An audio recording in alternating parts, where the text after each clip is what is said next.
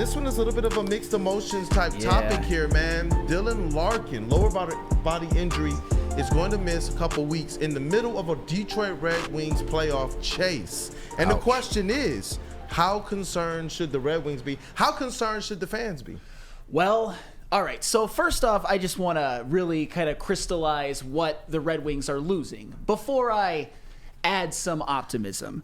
Well, Dylan Larkin, he's your 1C, he's your captain. He has had 54 points in 55 games, which is exactly what you want out of a Dylan Larkin, about a point a game guy. You could argue that he's the best player on the team, and he's certainly been one of the biggest reasons why their offense is as good as it is, along with adding guys like Kane and DeBrincat, of course. The Red Wings are currently 6 points ahead of the Islanders for the final wild card spot, tied with the Tampa Bay Lightning. So as of right now, they're still sitting pretty in the playoff run, but they are coming off of a 2-game losing streak, and they do have a 4-game road trip. And filling in for I've been told and I've heard that Joe Veleno is going to take over the 1C spot in the meantime. And as much as I like Joe Veleno, as much as I respect the season that he's had, because he's another one of those depth guys that's having the best season of his life, there's levels to this. You'd certainly rather have Dylan Larkin out there, but amongst all that, you've still got 11 guys who in the next 7 games who have 10-plus goals. You still have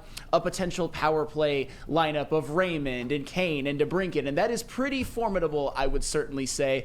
I think that this is something that they should be able to withstand. They do have some center depth with Michael Rasmussen, Andrew Kopp, Robbie Fabry, and the aforementioned Joe Veleno. So to me, and I know it's going to be tough. I know losing Dylan Larkin is not ideal in a playoff run, but you still have to tread water. You still have to not let this F your season, because it would be easy to use that as the excuse, as, oh, Dylan Larkin's out for 7 games. We have a little bit of a tough stretch coming up.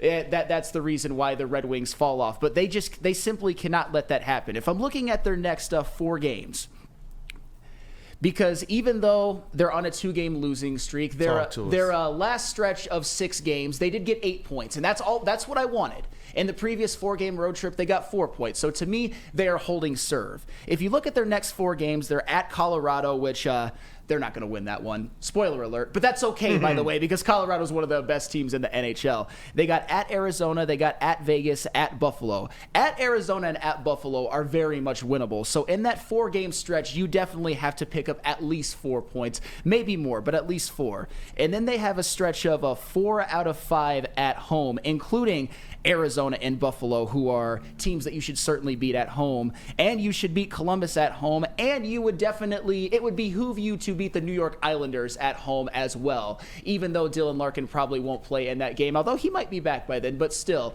because getting that win over New York, a team that is chasing you in the standings, a team that is right on your tail, as Darren McCarty says, that's like a 4-point game. You get 2, and you basically prevent the New York Islanders from getting 2. So the point is, if they can tread water, if they can continue to play good offensive hockey, which, for the record, I actually think that losing a Mo Seider would be more detrimental than Dylan Larkin at this point, because defense is their weak spot, and Mo Seider is, I wouldn't say he's all you have, but he's definitely your best player. They still have a lot of offensive high-end talent. They still have a lot of offensive depth, and I would like to see, no matter what, whether Dylan Larkin plays the last couple or whether he plays none of them, I want to see the Detroit Red Wings get 12 points in the next 9 games, because after that, you've got that 5-game gauntlet of at Washington, at Carolina, at Florida, at Tampa Bay, and at New York.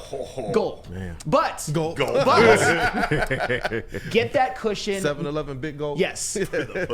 Keep that cushion going. Keep it to where there's a margin for error, and do not let the Dylan Larkin injury be your excuse for missing the playoffs. They are set up too well to let it fall apart like that, and I think they will be just fine, although it's going to be tough. You never want to lose the captain. You never want to lose your 1C, but stuff happens in the NHL. It just does. And when we talk about kind of the similarities between the Detroit Lions and the Detroit Red Wings, one of the things that we saw the Lions were capable of doing was treading water. Actually, more than treading water when they had these injuries. And I do believe that they were set up a little bit better than the Red Wings are currently. But when you kind of look down the roster, there's talent all down this Detroit Red Wings team. Sure. It's something that definitely, when you're losing, like you said, you're a captain, it's going to be made just a little bit more difficult to be able to continue on and have that next man up mentality. But I do believe that the Red Wings are primed to be able to at least tread that water, find themselves in the playoffs, and really, really kind of bolster things. Obviously, before we were talking about, are they in a position to be able to really move themselves out of the wild card positioning and firmly into a playoff spot? Do you believe that that's kind of out the window now? No, I don't believe it's out the window, but I think it's going to be tough. I don't think that should be your expectation. Just get in, and this is a wildly successful season. And I see Tammy Chin. She has some doubts that the Red Wings can get 12 points in the next 9 games. And I'm not saying that it's not going to be tough, but you got home and homes against Buffalo and Arizona. You're probably going to be favored in all 4 of those games. You got a home game against Columbus, and you have a home game against the Islanders. And hell, even going to Pittsburgh, which is a team that obviously has been a staple of the playoffs for many, many years, but they're on their last legs.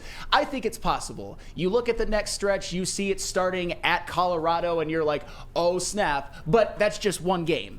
And you're going to lose that game, and that's fine. There are some very, very winnable games, and you should get Dylan Larkin back by the time of one of the toughest 5-game road stretches I've ever seen in the history of an NHL schedule. But by then, if you do what I would say is holding serve, you will still have that margin of error to where you can have a tough road trip and still be just fine. It's still playoffs or bust, whether Dylan Larkin misses the next 7 games, misses the next 9. It is still playoffs or bust. Do not let this be the reason why you tailspin, Red Wings. Does this affect what they're going to do at the trade deadline, which is this Friday, March 8th?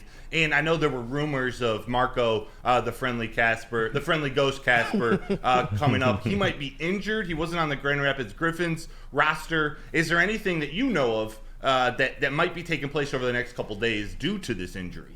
That's tough. I would probably lean towards no big trade still. And as far as bringing somebody up, I mean, Marco Casper is obviously the ideal one. Maybe a Jonathan Berggren or somebody like that. The Grand Rapids Griffins, we have plenty of reinforcements in Grand Rapids. You'd ideally not like to use them right now. You'd like to keep them as future pieces. Although, if you see some time in a playoff run, that would be nice. But to me, I don't think Steve Yzerman is making a move. But here's the thing: if you don't, you better still make the playoffs.